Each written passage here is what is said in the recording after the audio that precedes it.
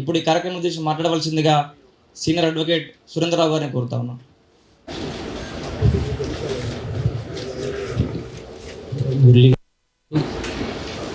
వేదిక ఉన్న పెద్దలు, పార్టిసిపేట్ చేస్తున్న బంధువులందరికీ నా నమస్కారం.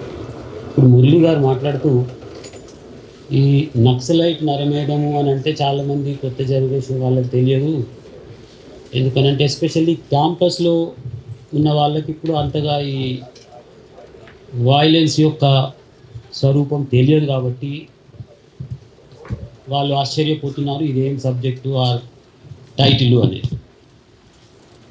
నేను ఒక 2 విషయాలు చెప్తాను. ఆర్నల్డ్ టాయిల్బీ అనే ఆయన ఒక ప్రపంచంలో ఒక పెద్ద చరిత్రకారుడు. ఆయన భార్య కలిసి స్టోరీ ఆఫ్ సివిలైజేషన్ అని ఒక సిరీస్ ఆఫ్ పుస్తకాలు రాసినారు. అంటే మన సివిలైజేషన్ వచ్చినప్పటి నుంచి వాళ్ళు రాసిన దాకా ఏమి పరిణామాలు జరిగినాయి ఆ హిస్టరీ రికార్డ్ చేశారు. దాంట్లో ఆయన ఏం రాశారంటే, సివిలైజేషన్ స్టార్ట్ అయినప్పటి నుంచి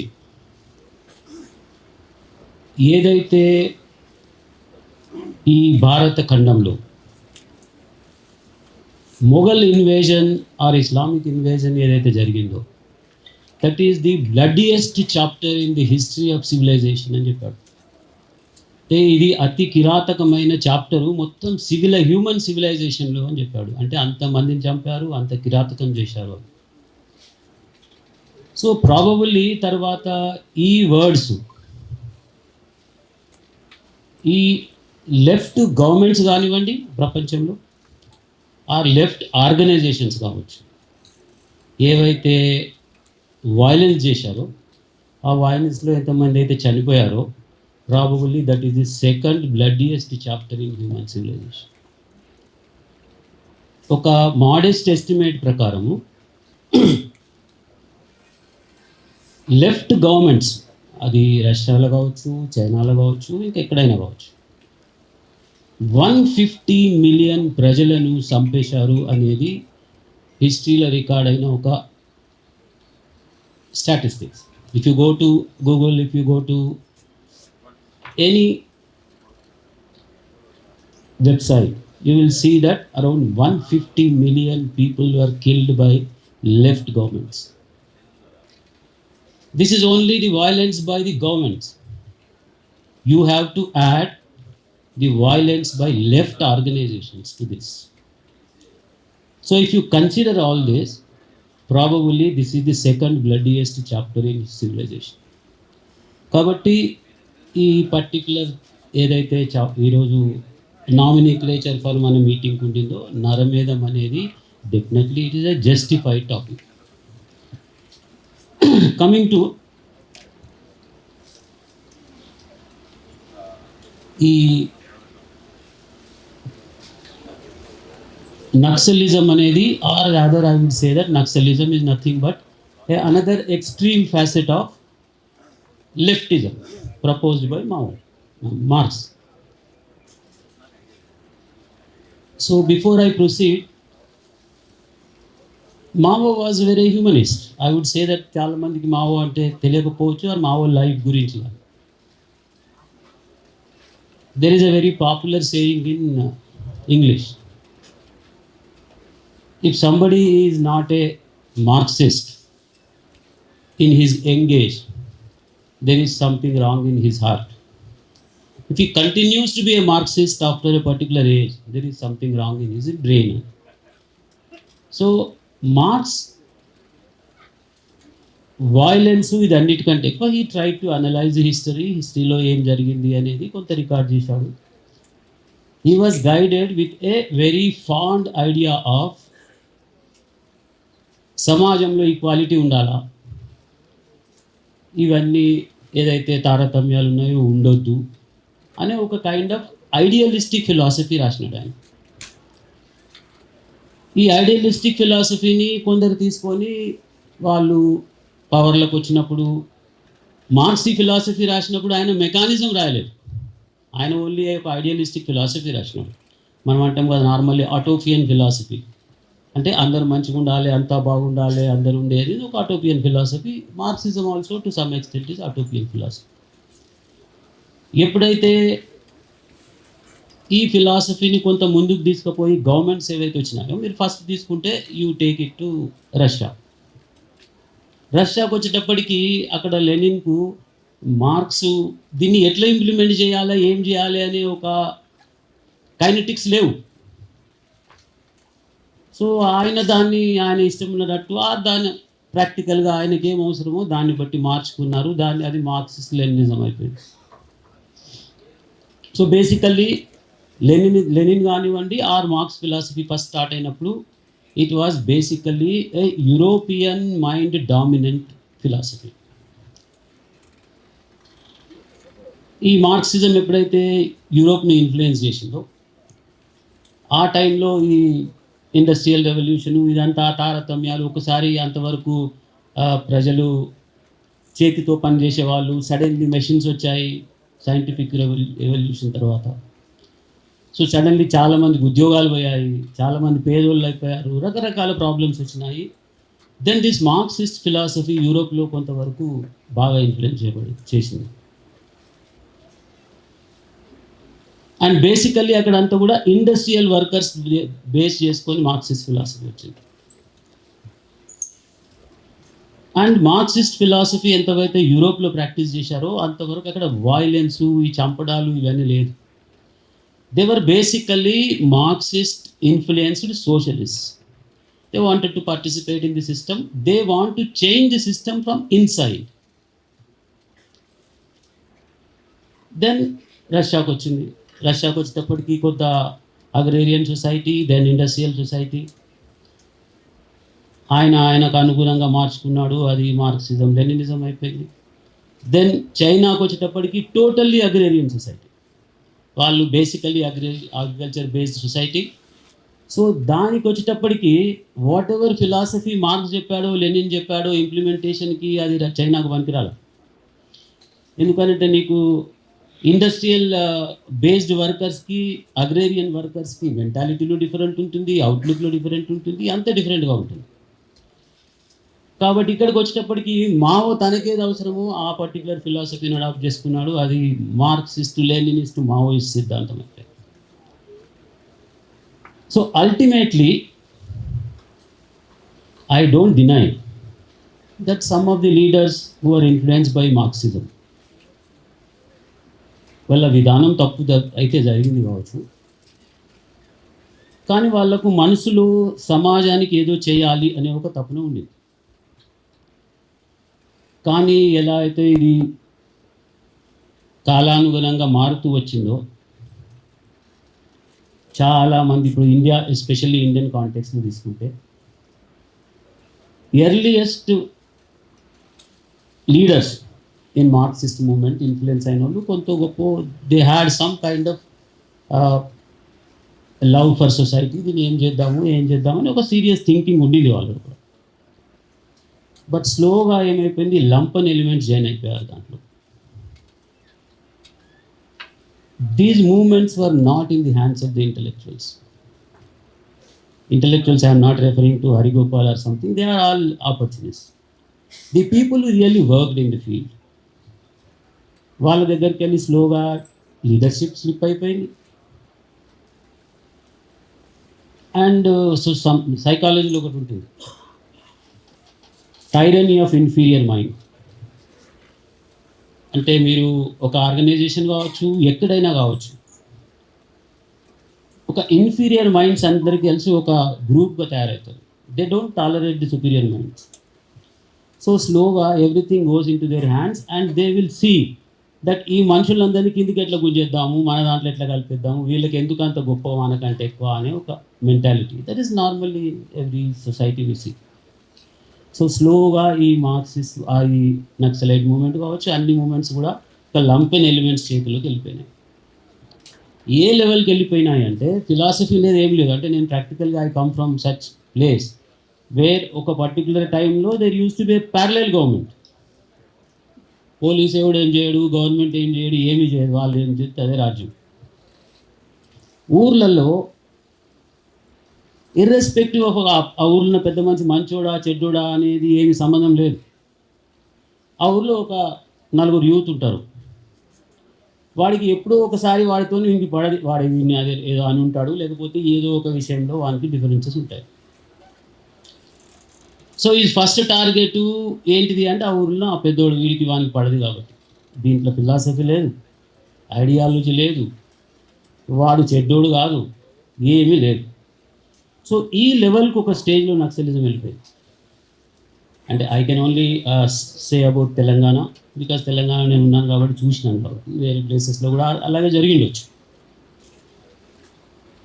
సో ఈ ఫిలాసఫీ స్లోగా దిగజారిపోయి మనం ఉన్న ఈ పరిస్థితి చూస్తూ ఉన్నాం. యూనివర్సిటీస్లో కావచ్చు, ఎక్కడైనా కావచ్చు. ఐడియాలజీ ఏమి లేదు, అందులో ఉన్నవాడికి ఎవరు నచ్చలేదో వాడు కావాలి. And ultimately what happened is వర్చస్పీ లడాయి అంటారు కదా, దాన్ని ఏమంటారంటే స్ట్రగుల్ ఫర్ అబ్సల్యూట్ పవర్. ఒక స్టేజ్లో యూనివర్సిటీలో కూడా అదే అయింది. అక్కడ మార్క్సిస్ట్ లీడర్ ఉంటాడు, ఆ మావోయిస్ట్ లీడర్ ఉంటాడు. వాడికి వాంట్స్ ఆ యూనివర్సిటీలో అబ్సల్యూట్ వాడికి కంట్రోల్ ఉండాలా. విద్యార్థి పరిషత్ వీడు అడ్డం వస్తుందంటే వాడిని ఎలిమినేట్ చేయాలా, ఇంకోటి ఉంటే వీడిని ఎలిమినేట్ చేయాలా.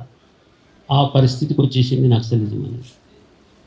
ఐడియాలజీ లేదు, ఏమీ లేదు. So coming back to our subject, this is only just background I was giving, whatever is my experience. Human societies అన్ని ప్రపంచంలో ఈ బార్బారిక్ స్టేట్ నుంచి కాన్స్టిట్యూషనల్ డెమోక్రసీ స్టేట్కి వచ్చాయి. ఎందుకంటే ఈ బార్బారిక్ స్టేట్లో ఏంటిది, ఐ టు ఐ అనే ఫిలాసఫీ ఏదైతుందో, ఈ ఐ టు ఐ ఫిలాసఫీలో ultimately the whole society will become blind. Because I'm agreed by somebody's contact, నేను వాని కళ్ళు తీసేస్తా, వాడు ఇంకోటి అగ్రీడ్ బై వాడి కళ్ళు తీసేస్తాడు. So everybody will become blind. So ఈ పర్టికులర్ కాన్సెప్ట్ నుంచి మన అందరం కూడా or many societies all over the world except few have come to adapt constitutional democracies. What is the constitutional democracy? Constitutional democracy is the sovereignty of public. ప్రజలే నిర్ణేతలు, ప్రజలే సార్వభౌమత్వం.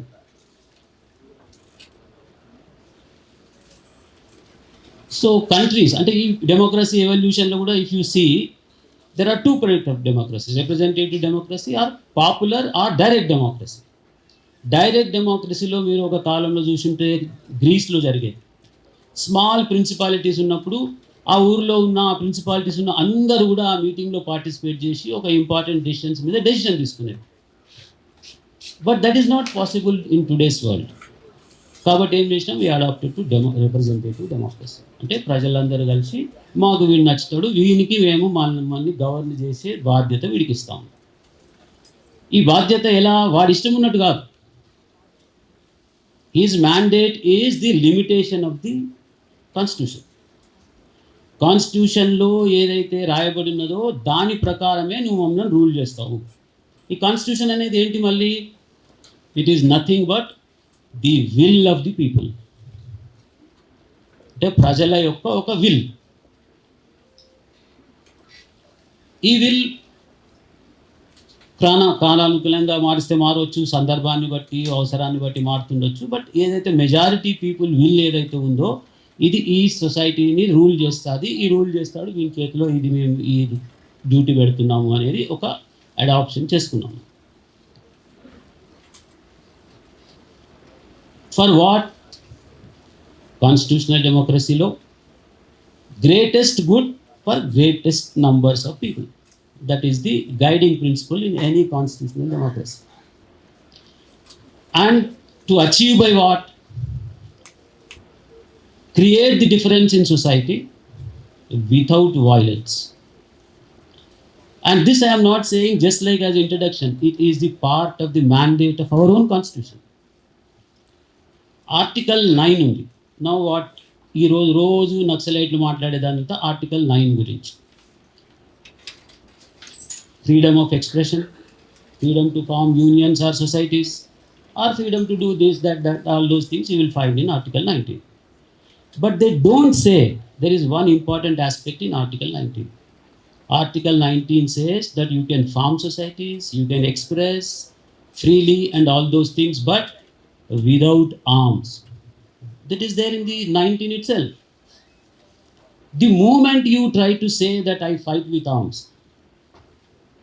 you cannot try to canvass anything for protection of you from the Constitution. Because Constitution prohibits. You are free to express. You are free to express without violence, without arms. That is the mandate of the Constitution. And there is also one popular proverb which says, your freedom ends where my nose begins.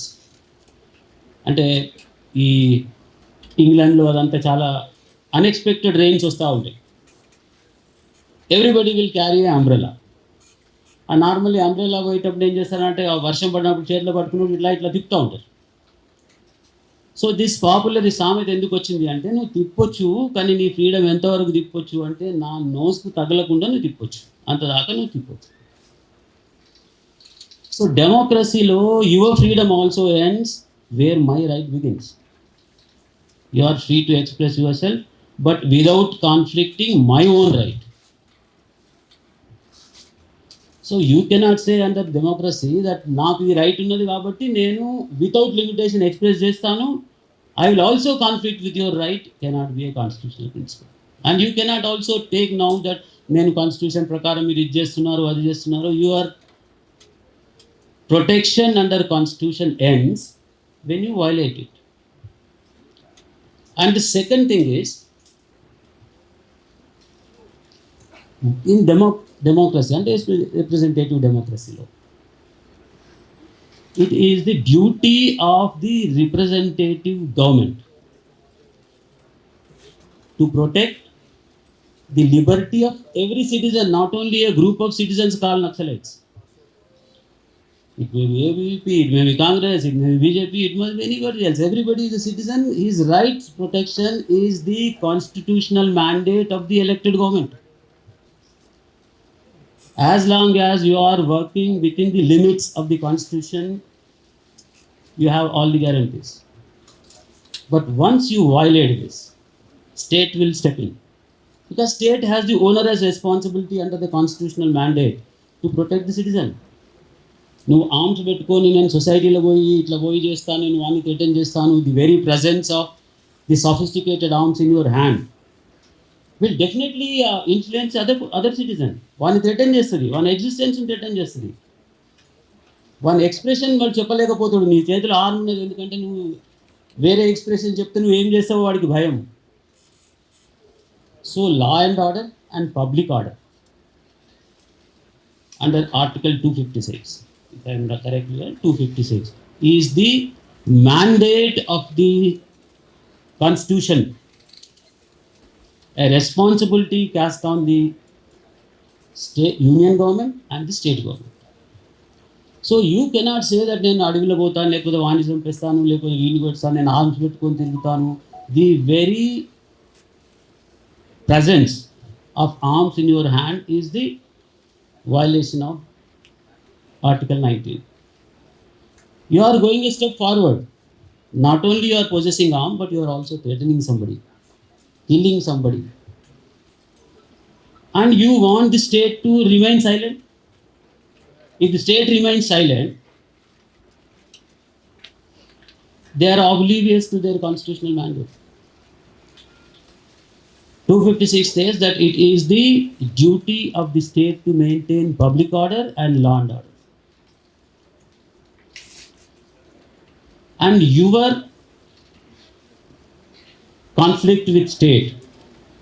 Now there is a fundamental right for everyone in the democracies and also in our law enacted by the parliament, that everybody has the right of self-protection. You are carrying arms, trying to threaten people. The police people who have the duty to protect the society, they go there, they try to sanitize you, then you open fire. And police also, apart from being police, are individuals who have a right to protect themselves. And every time one strange argument comes. Encounter అయిపోగానే police వాళ్ళకి ఎందుకు ఏం జరగలేదు, వాళ్ళు ఎందుకు చచ్చిపోయారు. What do you expect? Right to self defence need not be exercised after somebody physically attacks you or physically harms you. The mere apprehension that there is a possibility of an assault in which you may lose your life is enough for you to give the right to protection. So the very presence of the group of people with arms gives rise to a right of protection, self-protection to the police also. And police ఎప్పుడు ఎక్కువసార్లు ఎందుకు ఆ injure కాలేరు అని అంటే 2 factors. One is state has a better infrastructure. The state police has machinery to ask for the additional police.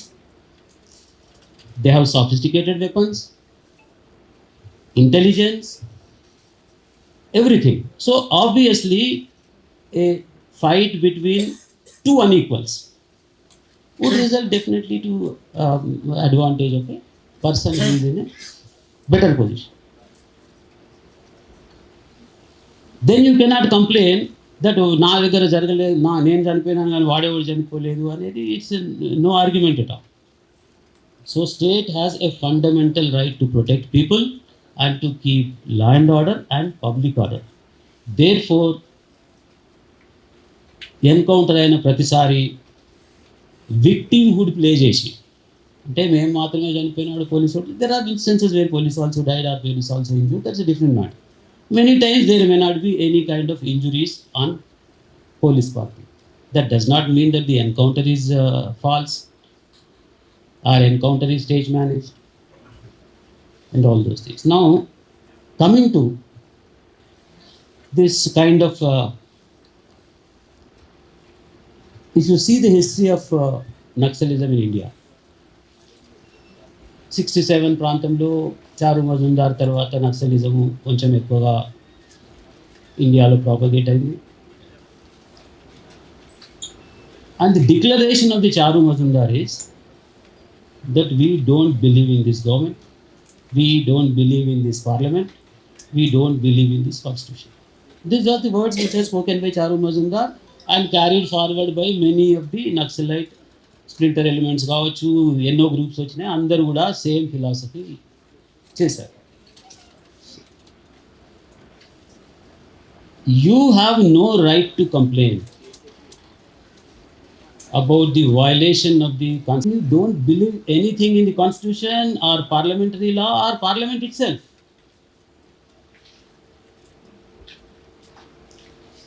And every exchange of fire, this is mostly complaint చేసేదంతా Naxalites అంతా exchange of fire గురించి. Every exchange of fire is the result of exercise of the statutory right of the executive government.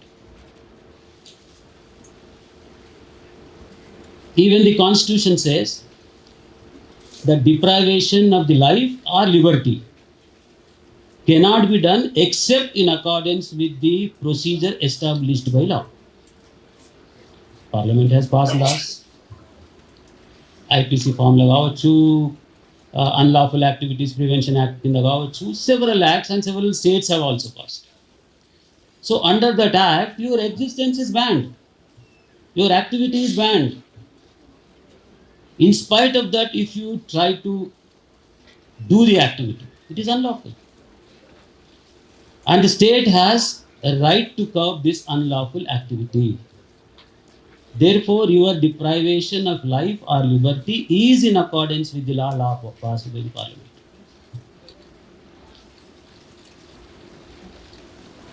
So this kind of canvas by the Naxalites are rather left-wing extremists that may జరిగిన ప్రతి exchange of ఫైర్లో ఇదంతా stage managed, లేకపోతే మా constitutional right violate అయిపోయింది అని చెప్పడం అనేది I don't think it has any kind of legal argument in it. And the biggest hypocrisy is you believe that you want to capture the power through bullet or barrel, whatever it is. And you are fighting a war. You are fighting a war against established government. వార్లో casualties అటు side జరుగుతాయి, ఇటు side జరుగుతాయి. To accept fairly, transparently and with conviction that in this war I suffered this particular casualty. But now you cannot cry or try to project a victimhood. That nanu uttigani champesharu, nanu chachipayanu nenu ante, it's a consequence of your struggle. So have the conviction to accept the logical consequence of fighting with a state. And your objective is to attain the power. You yourself, that you every day you say that I achieve the power only by barrel of the gun. And in the process, what happened is several lives are lost. Students who are misguided by this kind of philosophy. As I told you, young blood.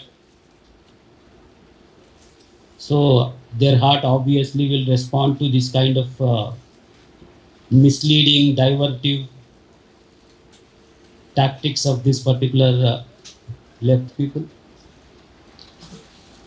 Valuable lives are lost and unnecessary violence and the resultant unrest in the society. Instead of whatever efforts you have done, had you gone into public and tried to educate them, educate with your philosophy. See, earlier to this Naxalite movement, several left organizations have become political parties and participated in the electoral systems. They try to some extent bring the changes also. And what is the normal justification for this left-wing extremists are? They try to say that the tribals are not protected, tribal lands are not protected, tribal rights are not protected. It is all false. The Constitution has taken extreme care of all these aspects in all the articles. Constitution has said that there will be autonomous zones taking care of the welfare of the tribals. There is an article. In every aspect, downtrodden people's interests were taken care by the Constitution of India in its articles extensively. Whether it is tribal zones or protection of tribal properties or the notified areas or what is called scheduled areas, all those things are there in the Constitution. There may be some kind of discrepancy in the implementation of this constitutional mandate. Obviously, the law or any kind of statutory things are to be implemented by individuals in the society. Law is not it is an inanimate subject which is to be given life by the people who implement it. The people who implement it are honest. Every system will work. And here, diverting 1 minute from the topic. This is what is visualized by the founder of RSS. He thought that we may bring any system. It is bound to fail unless the individual who is implementing is honest, then the system will work. That is why the RSS always, in itself or through its other organizations, has tried to emphasize that individual construction is its main objective. So once individual is constructed with honesty, character and all those things, every system will work perfectly in any society. So my stress here is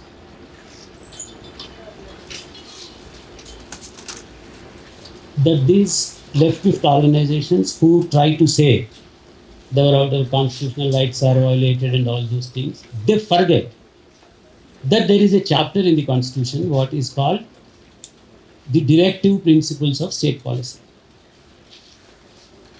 which clearly spells out how the state will function. And another new chapter is added by way of 51A in the Constitution. That is fundamental duties of the citizens. The first line of the fundamental duties of the citizen is that every citizen will abide by the Constitution and the law made under the Constitution by the Parliament. This is the first fundamental duty line itself. So when you are not complying with what is the constitutional mandate which enjoins every citizen to comply, what kind of right you have to say that the constitutional mandate is violated as far as you? So this kind of crying wolf by the left organizations is farce, and the Constitution can protect provided you subscribe to the constitutional mandate or you work within the constitutional frame. If you go beyond constitutional frame, it is the duty of the state which will step in to protect the society and the citizens in terms of what is the mandate under the Constitution. So I think as far as I am concerned on this subject, the left-wing extremists and their functioning is outside the Constitution and outside the law which is enacted by the Parliament in terms of the Constitution. Therefore, the state has every right to curb it. Every right to curb it in the interest of the majority of the people who want peace in the society. I will also, once again, before ending, quote one good words of unknown 𝗗𝗜𝗦𝗖𝗟𝗔𝗜𝗠𝗘𝗥. He is one of the famous historians, as I said in the beginning.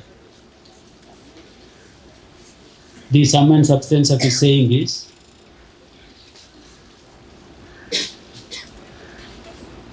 that civilization is like a stream of river. This stream of river is muddied by people, by violence, by doing all these things. They murky it by the blood of the human beings. Unmindful of all these things, people who live on the banks build civilization, make law, raise families. These are the people who are forgotten by the historians, and the historians only record the people who murkied this particular stream. This unfortunate part. It's a very great words of Arnold Toynbee. He says that this entire culture is built by the people who are living on the streams, on the banks. They did not, unmindful of what is happening in the stream, muddied by the people with the blood and all. So with this particular words, I take thanking the organizers for giving me this opportunity to put my views before you, and any kind of, if any interaction session is there on this particular subject, I'm glad to assist in the whatever way possible. Thank you.